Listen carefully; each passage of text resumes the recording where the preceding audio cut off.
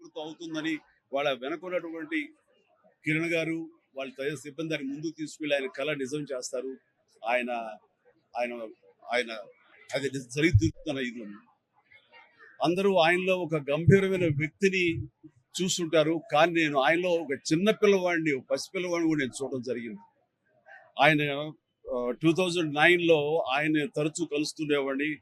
ప్రజారాజ్యం పార్టీకి సంబంధించినటువంటి ఆయన సలహాలు, సంప్రదింపుల కోసంగా.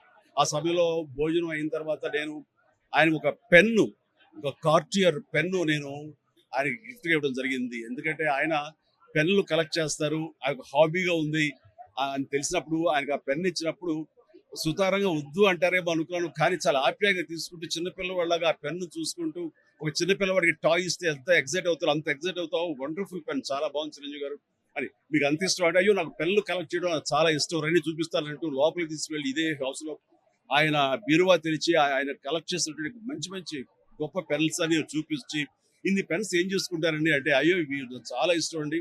నా మనసుకి ఏదైనా ఆలోచన తోచినప్పుడు ఒక్కొక్కసారి ఒక్కొక్క పెన్‌తో డైరీలో రాసుకుంటానన్నట్టు ఆయన రకరకాల ఇంకులతోటి ఎరుపు, నలుపు, ఆకుపచ్చ, బ్లూ, ఎరుపు ఇలాంటి రంగులతోటి ఆయన కప్లెట్స్ లాగా ఆయన ఆలోచనల్ని అక్షర రూపంలో ఆ డైరీలో రాసుకోవడం చూసిన తర్వాత ఆయన నిరంతరం ఈ సొసైటీకి ఏం చేయాలి నెక్స్ట్ ఎలాగా అటు ప్రతిదీ ఆయన ఆలోచనల్ని అక్షర రూపంలో పెట్టుకుంటూ ఉంటుంటారు ఆయన.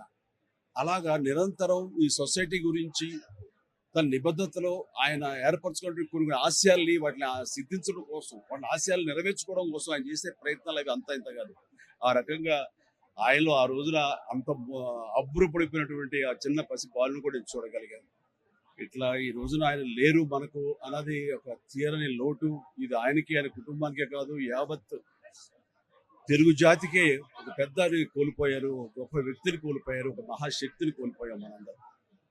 ఈ సందర్భంగా ఆయన ఎక్కడున్నా సరే ఆ స్వర్గంలో ఉంటారు, మన దరిదాపులోనే ఉంటారు, మన దగ్గరే ఉంటారు, మనకు తోడుగా ఉంటారు. ఆయన ఆత్మకు శాంతి చేకూరాలని వాళ్ళ కుటుంబ సభ్యులకి, వారి సిబ్బందికి, వాళ్ళ అనుయాయులకి, ప్రతి ఒక్కరికి నా యొక్క ప్రగాఢ సానుభూతిని తెలియజేస్తున్నాను.